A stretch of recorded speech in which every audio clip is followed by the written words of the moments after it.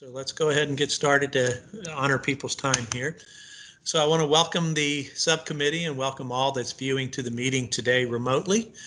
Before we begin, I have a few notes to announce about conducting the virtual meetings.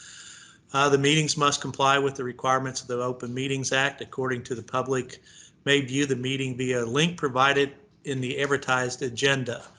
Unlike in-person meetings where all visitors are visible, it is important to remember that members of the public may be viewing through the KDE Media portal and to be mindful of this throughout our discussion today. Please ensure your video is streaming and that you can be seen throughout the duration of the meeting. For any items that require a vote, a roll call vote will be necessary to record the vote of each member. At that time, the member should state his or her name, pause, and then state, "I vote yes" or "I vote no." Please silence or turn off any other electronic devices that may cause disruption to your sound feed. So we'll go ahead and start the roll call. So Meredith, will you do the roll call? Randy Poe. Randy Poe, here. Lou Young. Lou Young, muted, but here. Thank you. Holly Bloodworth. So I know we see Holly, but she did send me a message that she's having trouble with her mic, so we will troubleshoot that as well. Nicola Mason. Nicola Mason here. Thank you for pronouncing that correctly. You are very welcome. Mike Hesketh.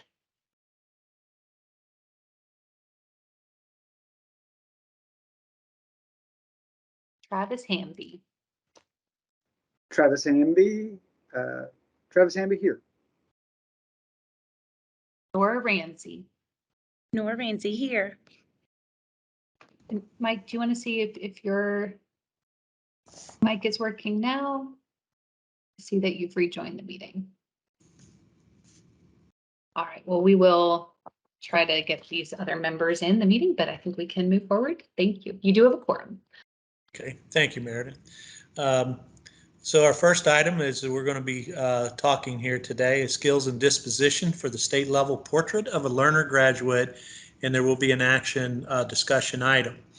KDE Policy Advisor Matthew Courtney and KDE Division Director David Cook will facilitate a discussion with the goal of reaching a consensus on the proposal portrait of a learner graduate competencies and prepare a recommendation for the KBE Curriculum Committee to consider at their August meeting. It appears to KDE staff that the subcommittee already has a clear consensus of the competencies: critical thinker, empowered learner, and collaborator. While we welcome discussion on these competencies, the majority of our meeting today will be focused on reaching consensus on the final two competencies: communicator and engaged citizen, and considering any additional competencies members may or would like to see added to the framework. So we'll start the discussion and we'll let Matthew and David take it away.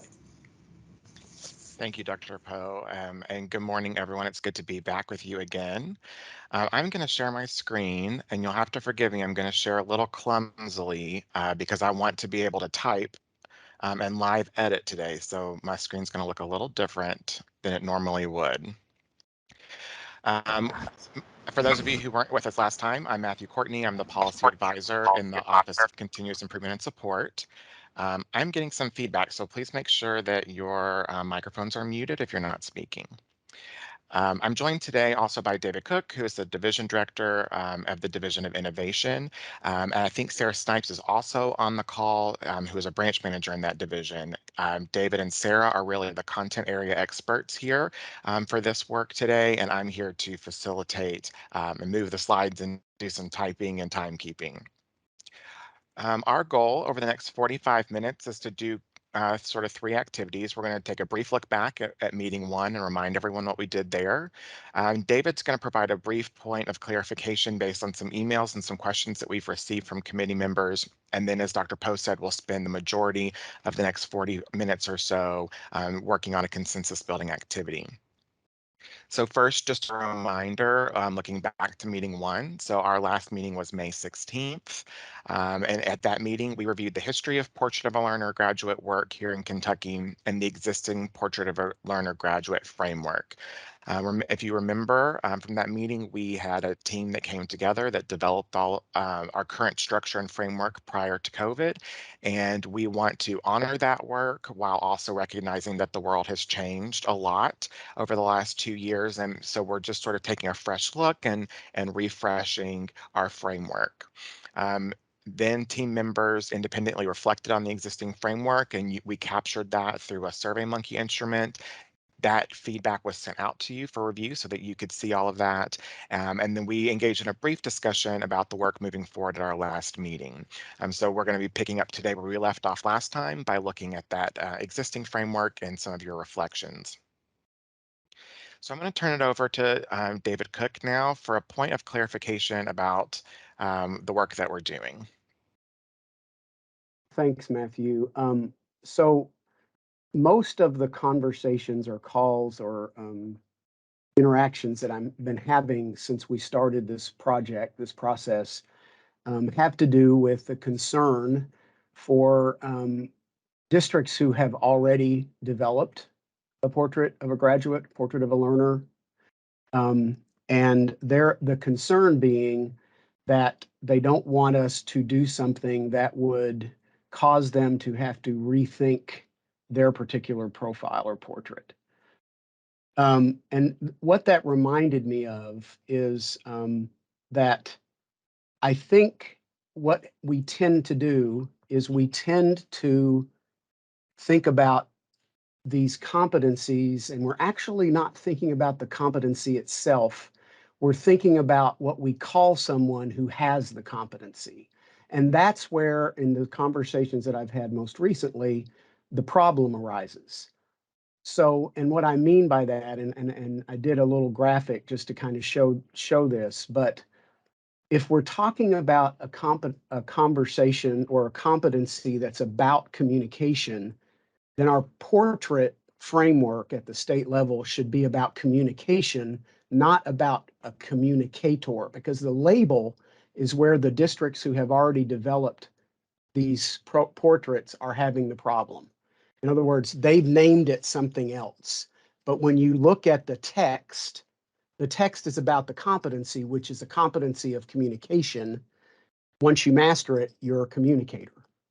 So it may sound a little technical, but my reason for bringing this forward is I wonder if our conversation publicly is more about the actual competency rather than what someone who has mastered the competency is. Then it allows those districts like an Allen County or like a Shelby County who have already gone way down the road of developing their own portrait to not have to go, well, I've got this competency and it's not exactly like the one you all are talking about. But if you have text that simply says to have a competency of collaboration or citizenship or learning, it must include this. But we're not trying to label these things a specific.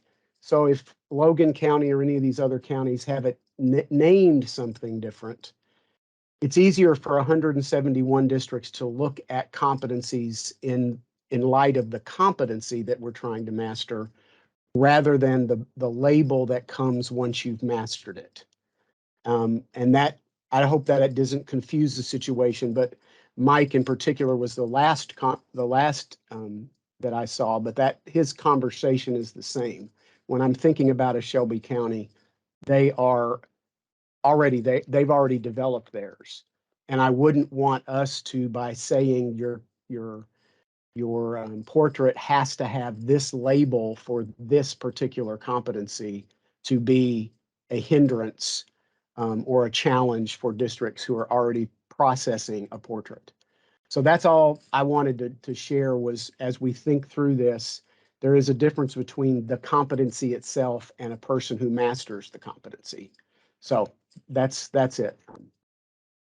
And if anybody has any thoughts or suggestions or comments about that, it's fine. You all may think that I'm a little bit out there, but that's just something that is my thinking and reflection on the conversations that I've had with people. So basically, it sounds like we just want to make sure we have nouns here versus verbs. The verbs are what the students are doing and what we call them, and the competency is the noun. Right, and I think the problem that some of these districts, Chairman Poe, are having is we're making it a specific noun. We're making it like it has to be a collaborator, or the better idea for me is some people call critical thinking and problem solving the same thing. Critical thinker and problem solver can be interchangeable on someone's portrait. And so, but if you're talking about the action of getting to become a critical thinker, it's critical thinking. So you're right. Yes, it's should we talk about them as the verb or talk about them as the noun? Dr. Poe, Yes, sorry. I Go just ahead. wanted to take David up on his offer for just a brief comment. I received Mike's email too and appreciated it very much and agree with him in the sentiment of that. David, I don't think you're out there on the conversation about collaborator versus collaboration. I think that was helpful. When my team and I talk with folks about Portrait of a Learner, we ask them to choose one or the other just to line them all up. But your explanation makes a lot of sense in terms of a broader, inclusive way to think about the portrait. But I also wanted to add, I really liked Mike's message in the email that we think about the state portrait of a learner as a default position for those districts who may be entering into the stream, but not necessarily anything that would have to be changed at the district level. When UK Next Gen presented to the state board back in February, we highlighted some advantages of having a state level portrait of a graduate. And like you, I've talked with several superintendents who are like, we're way into this work. We don't want to change to adopt the state level portrait instead of our own. And I think it's really important that we send the message that that's not what this is about. Well stated. Thanks. Anybody else?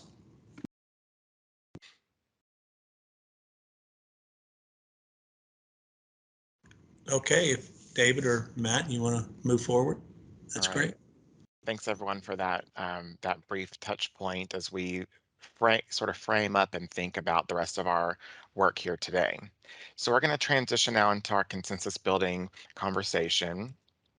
We emailed this out to you already, and Dr. Poe has also restated this in his introduction, but we believe, based on the feedback that you gave us last time, that we have a consensus already around these three competencies: the critical thinker, empowered learner, and the collaborator competency. So I just want to pause for one moment and give you one more chance to look at those. We're going to think about this slide kind of like a consent agenda at the board meeting. So if you would like to discuss one of these deeper, if you do not think we have consensus on one of these three elements, now's the time to bring that to our attention, and we will pull that for further discussion. Otherwise, we're going to assume these have consensus and move on to the two that we know we need to talk about today. So I'm going to pause for a good long awkward virtual wait time and then see if anyone has any thoughts. If I don't hear in a couple of minutes, we'll consider consensus reached and move on.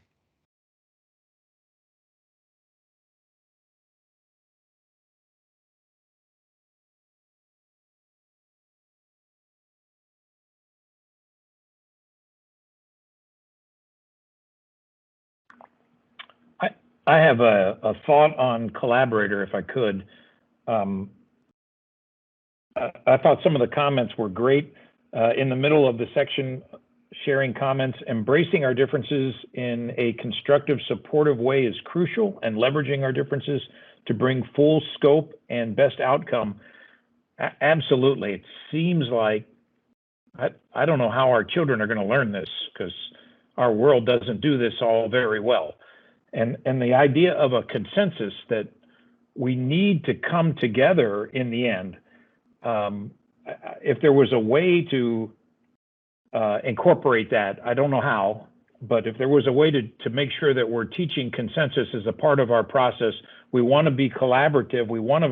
We definitely get best results when we do that, But we do also have to recognize that sometimes you've got the idea that you can live with it and under consensus. It may not be exactly what you want, but together we're going to find the best solution. And I don't know if it really addresses that in what we've defined. Okay. Okay, Dr. Mason, you have your hand up. Thank you. And I wasn't at the first meeting, so I am playing catch up. I am representing CPE on the Kentucky graduate profile, so those for institutions of higher ed graduates, what qualities they need to be graduating with. One thing that I see sorely missing in these three, and it may be in the two that we need to come to consensus on, is the diversity component. Could you repeat the two components that we still need to address that aren't on this list? Let me flash forward to those so you can see what those are. We will be addressing this communicator component, which I think also addresses the previous comment around diversity and bringing people together. How do we engage meaningfully with diverse voices? We also need to continue to discuss the engaged citizen. And then we will have an opportunity as well for potential additions. So if you go back to the email that we sent and the notes that we sent ahead of the meeting, there were some ideas for some potential additions to the portrait. So we'll be able to discuss those as well towards the end of the meeting. Well, and I may just put something on the table.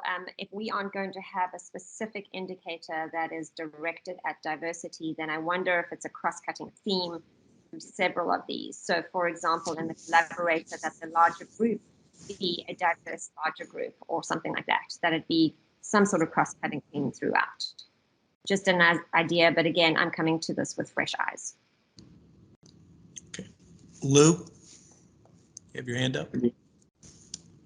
Yes, thank you. And thanks to Dr. Mason. I too was unable to attend the May meeting, so I really appreciated all of the back filled information that we received in advance today. But I appreciate the comment very much. And I do think this notion that there will be more behind each of the competencies that we agree on that will flesh out even beyond just this brief definition. So when we begin thinking about learning progressions, and to Mike's point about can we in fact teach kids to build toward and reach consensus, we have a lot of research that talks about how you can do that in P12 settings. So I think we will get a lot more flesh on the bone. I do like the idea of tracing cross-cutting themes, diversity, equity, inclusion, likely, certainly belonging being one of those. So just a reminder to folks that there will be a lot more to come in terms of detail.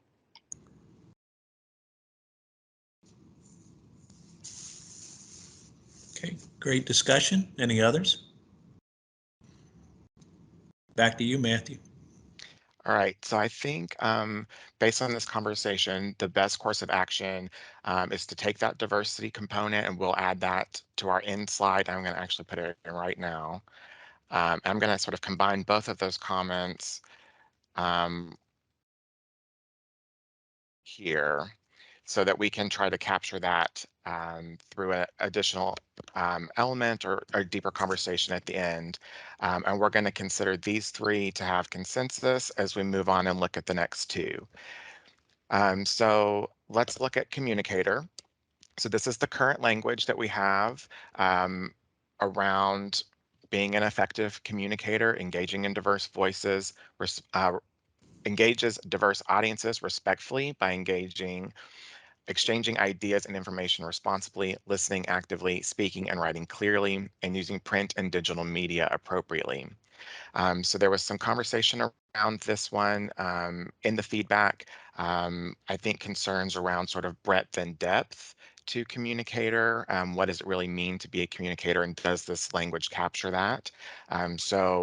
I will again mute myself and open the floor for conversation, and then I'll live edit this as we go as we seek to make changes as a group. Okay, does anybody want to start the conversation? Lou, you have your hand up.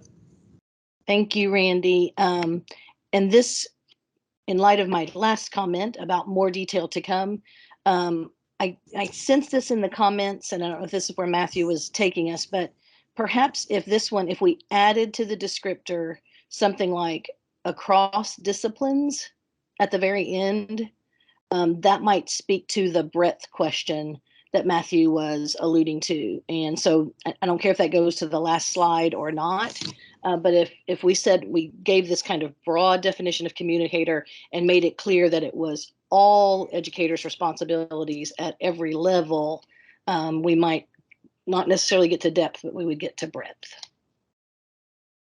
Thank you.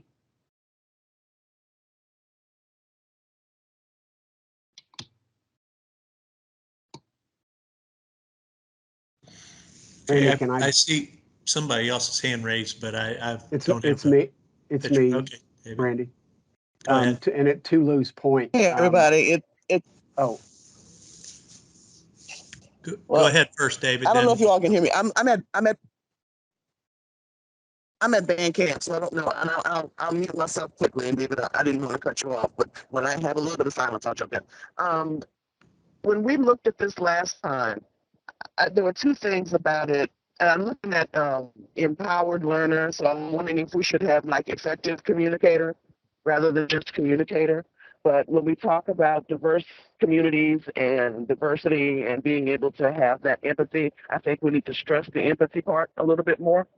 And when we talk about those parameters and breadth and depth, what does that mean in kindergarten versus what does it mean in 12th grade, right? Because let's be honest, kindergartners probably have a little bit more empathy than a ninth grader would, right? So when I'm looking at that and I'm thinking about that portrait, what does that empathy look like? Is that something measurable, right? And when we talk about those indicators, how does that look across K-12? If we dare, we can go pre-K to 12. And could we change that or consider effective communicator versus just communicator? And now I'm going to mute again. so Randy, I think it's important again, and we've shared this before, and Lou, I think, mentioned this at the top, or one of you did. The work that we've already done includes a set of rubrics that go across grade levels. So we say, what is an effective communicator or a communicator at 2nd grade, 5th grade, 8th grade, and 12th grade, and the indicators that would announce that. I will let you know that when the teachers and administrators that developed those rubrics were together, this was probably the longest time we spent, because, to your point, Lou, what the intention of a skill or disposition as a communicator, how that differs from empowered learner, is that this is about the skill of communication. It's not, and we talked a lot about this. So when you see the indicators on those rubrics for communicator and empowered learner is where the content lives of teaching a student literacy and skills. This is what they do when they have those. So not trying to get everything in underneath this communicator skill or disposition, but to make this about the skill itself, using your empowered learner competency as the content for this skill. So if that makes any sense, that this was not intended to be the place where we lay out that content, that those standards that are sort of embedded into empowered learner is where we would teach those things. And then thus, by teaching them and working on them, we can demonstrate that the student is a communicator. Correct. So thank you for that explanation. That's what we kind of discussed. Nora, you've had your hand up for a while.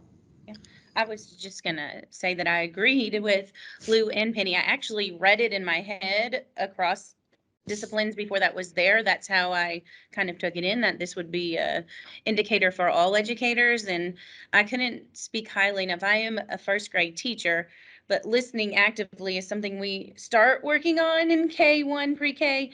and I am still working on as an adult. So listening to understand, not to respond. And so I think all of us, if we were honest, could say that. So I think the way that it's worded is amazing. And coming up, I think we really, diversity and equity and inclusion is really important to me. But I remember filling out the survey. The next slide is where I really saw that.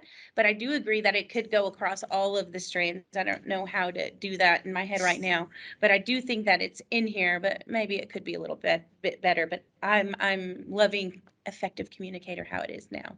Yeah, I agree with the last part on the DEI lens. We've got to make sure that it's not a separate focus. To me, it's just got to be interwoven in every particular competency across the board as those statements are made at times too.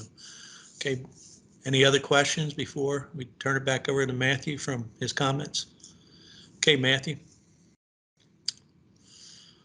All right, so it seems to me, again, there's consensus around what this should look like with the addition of the word effective at the beginning and across disciplines at the end. Everyone who's chimed in, I think, is on board with that. So let's move on to the next one, which is engaged citizen. This is how it originally reads: shows respect and empathy across differences, embraces diversity of opinion, seeks cultural understanding, participates in the democratic process to challenge the status quo, and makes a positive impact in their community and work. Again, you have the comments from the team, but the piece that kind of sticks out to me around this were some questions sort of around measurability. What does it mean to show respect? What does it mean to show empathy? How is that something that we can successfully hold people accountable for when that means different things to different people? So again, I'm going to mute and let Dr. Poe call on folks to speak, and I'll live edit just like last time. Okay, great. Anybody want to start to Lou, your hand's up. Good. Thank you, Randy, and thank you, Matthew. I had forgotten that the chat would be disabled.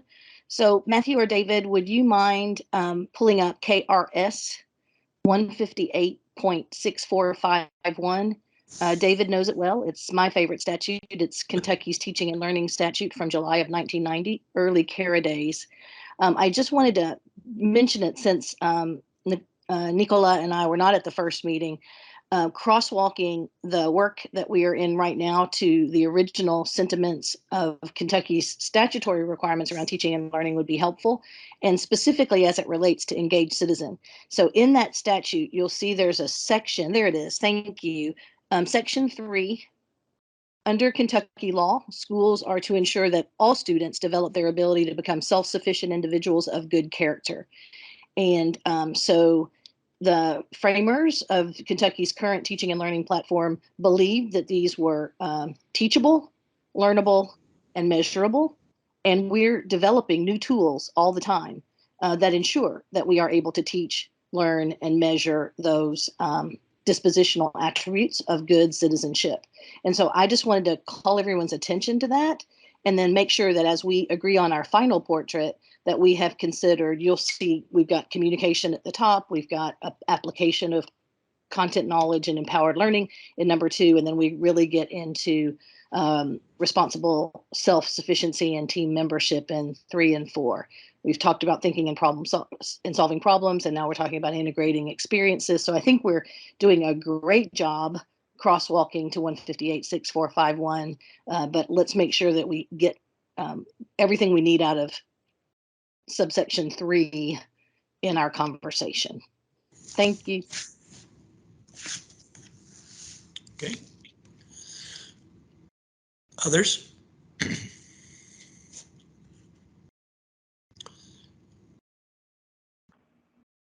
Just a quick comment that can someone share that statute via email or something? That looked very interesting, and I've never seen that before. Yeah, It's wonderful, Dave, Mike. yeah, David or Looks like Matt, it. could you send that out to the committee after the meeting and so forth, or if you have it available, shoot it out to them. We can include Yeah, that that's in the follow-up. original framework of the CARA, that the part of the things that as educators we're supposed to be working on, but then that kind of got sidetracked in all the other things over the particular years of what was the core things of the change in 1990 that we were going after. it's a shame that we're in 2022 talking about them now, but it is part of it. So any other questions from anyone else?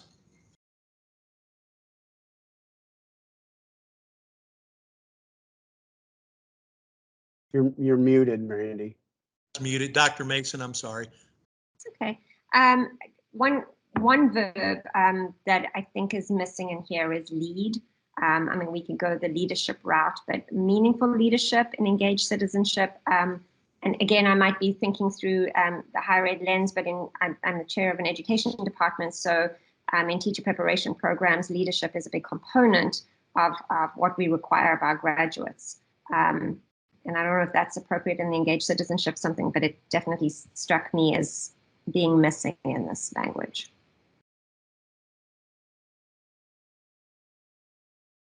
So I've added just a proposed change here. I don't know if that captures what you were looking towards.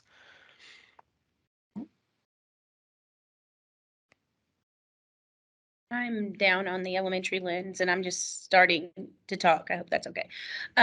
Moving conversation along. But we do this regularly. It stemmed from a wrong Clark visit. And I think shortly after this passed that Lou brought up, but it has come back to build culture in schools, just focusing on character and building relationships and modeling and mentoring. But we've been doing it through, I would say, through the PBIS program, but monthly and purposefully having morning meetings and weekly things. It is, I don't know that I could say this is how I measure it, but I can give you examples of how it's working. And it's a very beneficial as far as school culture goes in building the round citizen, starting at kindergarten with what those words mean. This is what it looks like. Here's a story. Let's talk about it. How could it have been done differently? I don't remember what the rubrics might look like for this area, but it's something that we are already doing. We just might need to pull out and talk about where it is and what it looks like from the young ages up. And definitely I like the word leads too, because we use our top grade, 5th grade in my school, as mentors and models for those littles. And they start as soon as the first day is getting them to the buses and helping them with different issues. And they love that. They're library leaders, they're lunch leaders, and they go on and use those skills when they become leaders in the middle school and high school. So we're already doing things. We just need to think about what we're doing already, not creating new things, I guess is what I'm trying to say. Okay, Travis?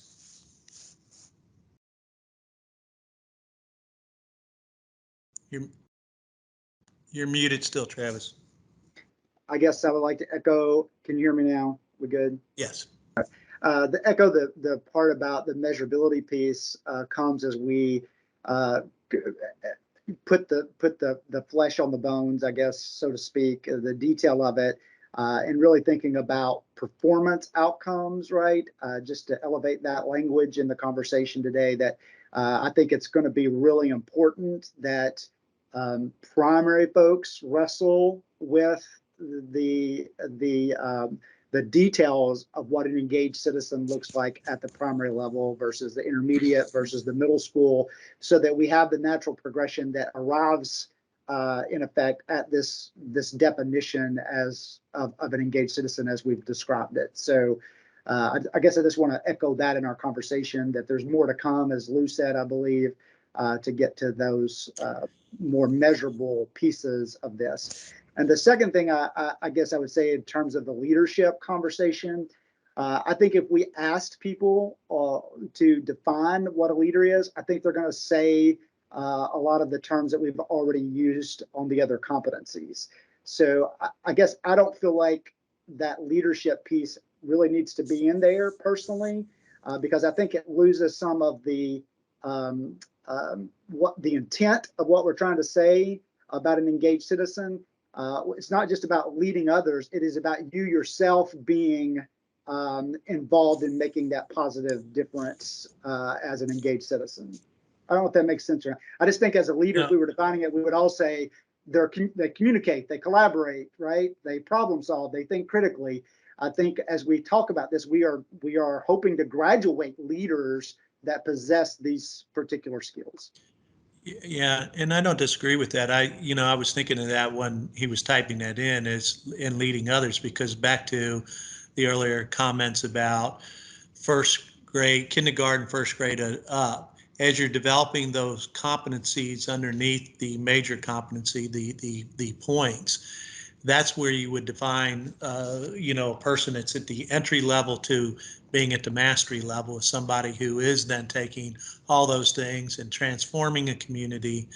If I'm the third grade teacher, it's hard where my defining leads others at that particular time. We have the Stephen Covey work. Some districts have it, some don't.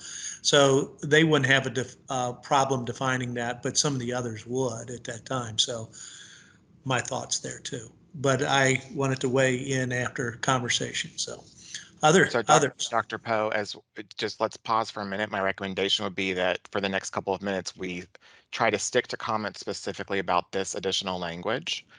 So let's see, we've kind of heard both sides of pros for adding the language, pros for taking this leads others out. So if we can restrict comments to that for just a moment, and then we can open the floor back up for broader comment on engaged citizen language as a whole.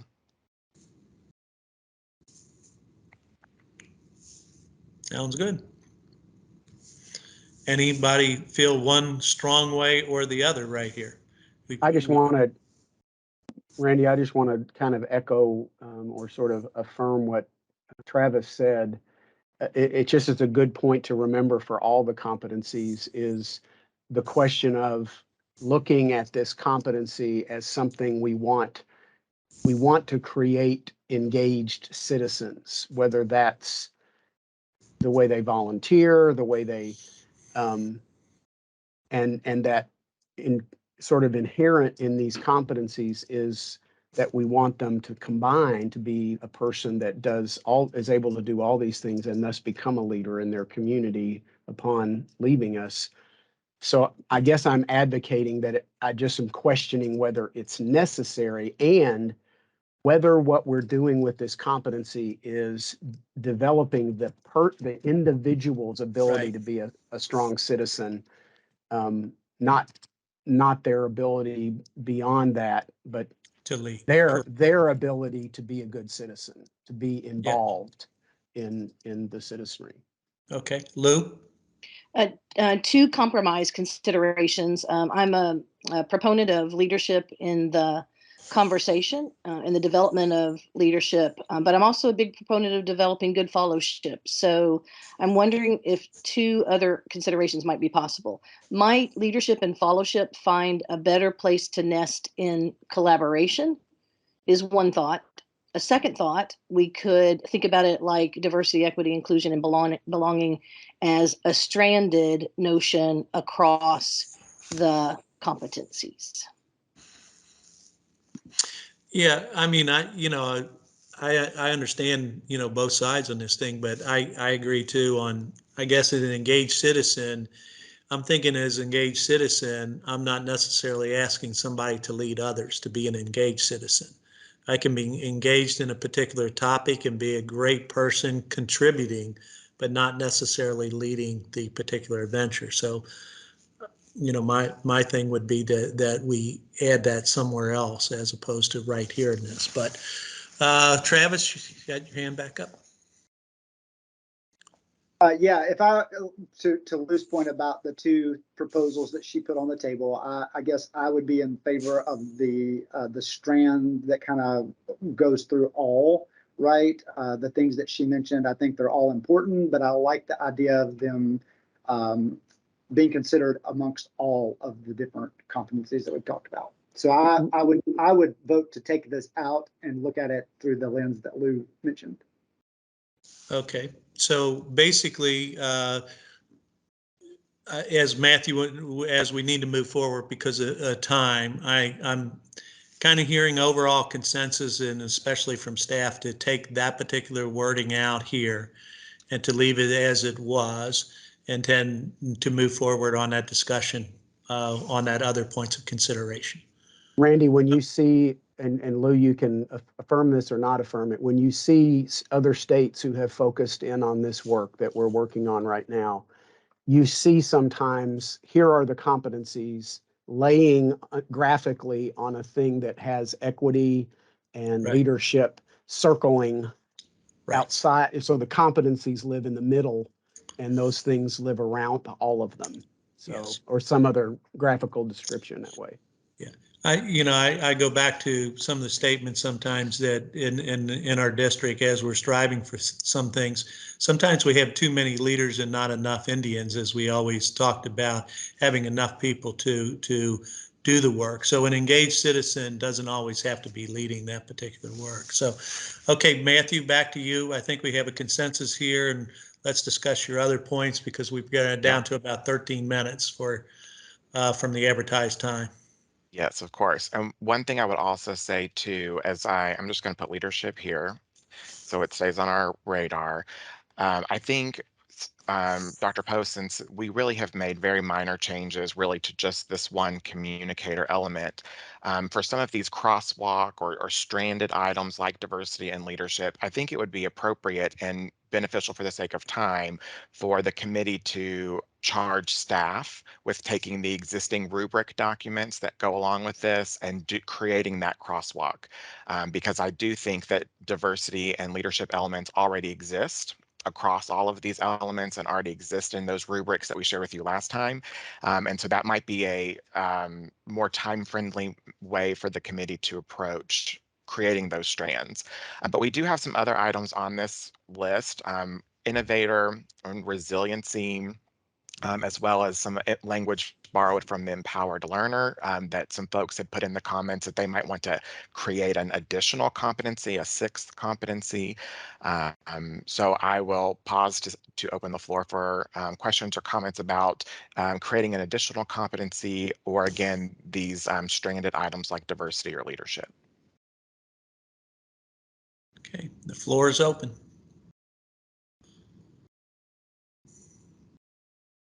Lou? I'd be happy to go second, third, or fourth if someone else wants to jump in. No, that's okay. It's always All good right. to start the discussion. Well, thank you. And thinking about back to 158-6451 and the way we're heading toward this notion of cross-cutting themes and ensuring that those appear clearly as cross-cutting themes in the rubric development, I might suggest, we often hear folks talk about self-sufficiency, which is in the statute, or often they refer to it as self-directedness, occasionally self-efficacy. But there is a really tight nexus between that concept and work ethic. And so I wonder if we might think about the workforce and resiliency ideas here as one of those themes across disciplines, across competencies, that we want to honor in our process too. And those of you who are knowing me, is I'm trying to get it all in there. I want it all, but we want it to be really, really coherent, and we want some kind of a relational understanding in the final portrait. So just a thought that maybe resiliency, work ethic, self-sufficiency, those things, confidence, growth mindset, some of those concepts might come together as a cross-cutting theme. Yeah, because when you were speaking, I was seeing that as the resiliency, because one of the concerns that I've heard, a lot sometimes when we start saying, I mean, work ethic is fine, but like work ready and getting into those things, our secondary focus, even though we're leading from K to 12 to get there, but we're leaving out, 8 grades of elemency that's not related to that particular part. So that's why those larger terms like resiliency or worth ethic is, I think, better than getting into the meat. I think that's an important caution, Dr. Poe, but I've worked with a lot of littles, and Nora can probably chime in agreement, perhaps, that I see pre-K and primary folks working a lot on executive skills with the littles. They call them developmentally appropriate words, but it is executive management skills, goal setting, and time management, and all of those kinds of things. Yeah, and that's where I bring those into that term of resiliency. That's using a very large definition of that resiliency is building those skills so that we have those executive management skills over the long term. And those are some of the things we hope to incorporate those. One of the things that I would want to caution us as a committee, I know that, when like this work started, you had the 4 C's, and then, and then in Boone, unfortunately, when we had a committee, we got up to 10 C's, and then that got to be too much. You can't ask for too much. We can't ask for the kids to be the world end at 12th grade and not be thinking of post-secondary. So what is that end goal that we're trying to capture here? So that's just thoughts. Now I've got somebody I can't see, Travis, and then there's somebody I'm gotta try to enlarge That's my Holly. screen. That's Holly. Okay. Okay, Holly, or Travis first, then Holly. We'll do it that way. Yeah, so I think we're saying the same thing out of multiple voices, but I think, as you mentioned the 10 C's, Randy, have been there with work on these profiles in various places. And at some point, you've got to think about, as we more clearly define and create these descriptors, performance outcomes, a lot of this language gets woven into that. And we talk about, we keep talking about these cross-cutting themes. And I think what's so beautiful is these things, none of them are mutually exclusive, right? They all work together to really create that graduate that we want. And I think that's what we also have to remember. Like, communication and collaboration go tightly hand in hand, right? And so you're going to see some common language as you begin to define these things. There's going to be some overlap between these different competencies. So I guess I would vote to be in favor of the 5 kind of being landed, and then if there's other things that we need to consider, that those get pushed up again, maybe to that the state folks that are kind of in KDE to figure out how to nest some of these things in the descriptors or the indicators, performance outcomes, as those are more clearly defined. Okay, sounds good. Now we'll hear from Holly, and then after that, we'll have to end comments to kind of take a vote and give staff direction here. And we're down to 6 minutes for the public or established public time. My question was, when I noticed the statute that you flashed up, it specifically mentioned the arts, and I just wonder where you see the arts falling in some of these competencies. Holly, my first comment would be, again, as everybody has been saying most recently, there's a lot of detail under this, but when we look at empowered learner and we talk about the things that a student should have academically, we know we have requirements for kids to have arts and humanities things. I'm actually quite glad that we didn't walk down the road of a deep conversation about creativity, because I've talked to my friends in other states and they lose their minds when people try to measure creativity. So creative arts is different than creativity. So I'm glad we didn't have that conversation. But yeah, I think we can do a lot of deep dive into empowered learner and figure out how to fit some of those elements of 6451 into that.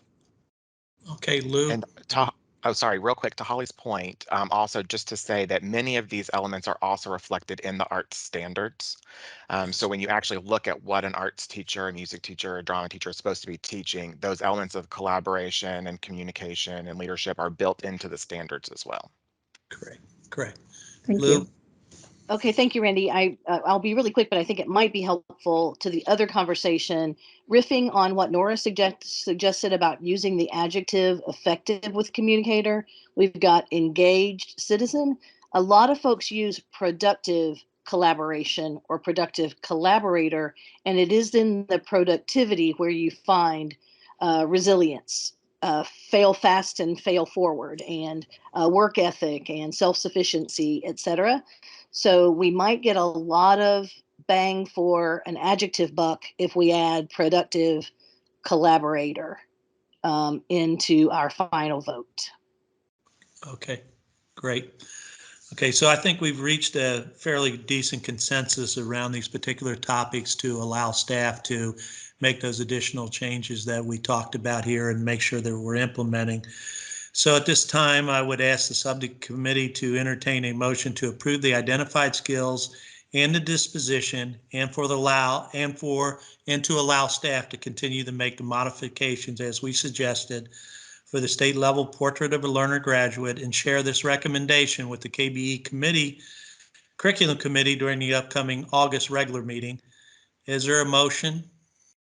Motion. Okay, Travis made the motion. Is there a second? I'll second Nora Ramsey. And Nora, thank you. And so we'll have a roll call vote at this time. Meredith? Randy Poe, Randy Poe, chair, yes. Lou Young,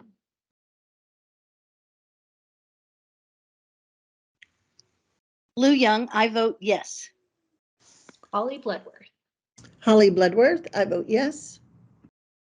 Nicola Mason, Nicola Mason, yes. Mike Hesketh, Mike Hesketh, I vote yes. Penny, are you able to turn your camera on? Then we can record your vote. So we will come back to you if you're able to turn your camera on. Travis Hamby, Travis Hamby, I vote yes. Nora Ramsey, Nora Ramsey, I vote yes. Chair, all members have voted that were able to have their cameras on. Okay, so the motion passes. Thank you. Now we're going to move. Donnie Train is from the Center of Innovation. Will facilitate a conversation about the next steps to operationalize the Portrait of a Graduate. And that's many things we've kind of been discussing here, but this will now put it into a better context for everyone. So go ahead. Hey everybody, it's really great to see all of you. I know many of you from the Kentucky Coalition for Advancing Education and from the L3 work, but it's really exciting to be here in the context of the Portrait of a Learner, which you've just moved forward, which is quite an accomplishment. Congratulations on that. And I wanted to connect back just really briefly to the three big ideas of the United We Learn work, creating vibrant learning experiences for every student, accelerating innovation, especially around assessment and accountability, and building a bold new future in partnership with communities. The Portrait of a Learner certainly, was intended to and will shape all of those elements. And just as you've taken the time to incorporate local context and how it affects the choices of the nouns and the verbs of the portrait, the local context should also influence how you think about how the portrait is implemented. And so, in consultation with many of the members here, we wanted to make sure that a voice of a really broad cross-section of Kentuckians shapes the recommendations for how the portrait is integrated into the daily work of teaching and learning. And so we wanted to make sure that we were co-creating that implementation approach, just as we've been co-creating the portrait itself. And so I wanted to just lay out a concrete vision of what that recommendation might look like, just because it's sometimes easier to visualize and think about the path ahead if we have something concrete, and then lay out a timeline and a process for getting there. Thank you, Meredith, for sharing. I've never successfully shared my screen in Teams, so I just really appreciate her help and guidance and support throughout this process. So here's one way in which a recommendation to the board could take shape. And so we have a proposal for the implementation. In the gray there, you can see where we would list out the elements of the Portrait of a Learner, and then just describe some key approaches and strategies that would fall underneath that would support that, and then a timeline for undertaking each of those things. In terms of what an approach for us, for this collected body, what that could look like is that there's the board retreat that's coming up, and I know that that's the intent, is to share this and continue to get feedback on the Portrait of a Learner itself, but that after that board retreat occurs and that initial feedback and presentation happens, then in late August, we may come back together to develop an initial list of some approaches and strategies. what would it look like to implement this portrait of a learner in your communities in partnership with leaders, local students, local families. And then in September, build out some promising ideas and get additional feedback from the stakeholders that are in your network. Then in late September and early October, we would convene again and move forward some of those recommendations for implementation. And then at the October board meeting, present some of those recommendations along with the evolving portrait of a learner. As many of you know, there's a body that is getting constituted now called the Cool Council, which will be tasked with advancing the United We Learn work. And that body will be meeting in late November, and that both of these things, the portrait of a learner itself, plus the recommendations for its implementation, should certainly be a part of that initial convening of the Cool Council. And so this is just a rough timeline of how we will move forward. We could move forward. But in the brief time we have left, we'd love to just hear any feedback about that, knowing that this is just a high-level overview. Okay. First of all, thank you, Donnie, for that presentation and for giving us a timeline and keeping us on schedule of things and making sure we get this rolled out this year. Any comments from any of the members? Just quickly, thank you as well. And I sincerely appreciate two things, many things about you, Donnie Tran, but two things in particular about this offer, and that is that you have not allowed us to rush the process, and that you have reminded us again that we are always better when we have broad and deep community engagement in the decisions that we're about to make. And I think this timeline allows us to do that. I was getting a little nervous when I thought we may have been toying with the August agenda, and we just haven't had enough time to live up to our commitment to engagement at the community level. And Mike, that resonates with your email as well in terms of making sure communities have ownership and a genuine stake in the process. So thank you. Others? I've always in my career always loved following Lou, so I don't have to say much, as she just said there. So that was awesome. So I want to, before I ask for adjournment, I just want to thank everybody for your time. I know that you're all busy, so thank you. You all have different jobs that you're doing and so forth, so thank you. Also want to thank the staff. Matthew and David has done an outstanding job keeping us on track. And Michael, thank you for that feedback. I read that myself. I thought that was great. And as Lou said, what amazing is as we were looking at this timeline, moving forward. So I think we're doing great work. I think as staff will be sending those things back out. Please share your comments like Michael did the last time, because that's how we can have some, reflection time before we get on here, because our time is short when we are on here. So I do thank everyone, and I thank Meredith for arranging the schedule. So I'm going to go ahead. I know time is important here. So I want to thank everybody for that productive meeting, but I do need a motion to adjourn the meeting. So moved, Nora Rainsy. Okay, thank you, Nora, and a second. Second, Nicola Mason. Thank you, Nicola. Nicola, am I saying that correctly? Nicola. Okay, great. Thank you. All in favor? We got to do it by a roll call vote. Dr. Poe, Chair, I can't even remember my own name, votes yes. Meredith, I'll let you go down the rest. Lou Young. I vote yes. Thank you for the productive collaboration. Holly Bloodworth. Holly Bloodworth, yes. Nicola Mason. Nicola Mason, yes. Mike Hesketh. Mike Hesketh, yes. Travis Hanby. Travis Hamby, yes. Nora Ramsey. Nora Rainsy, yes, and thank you also. Right, we have adjourned.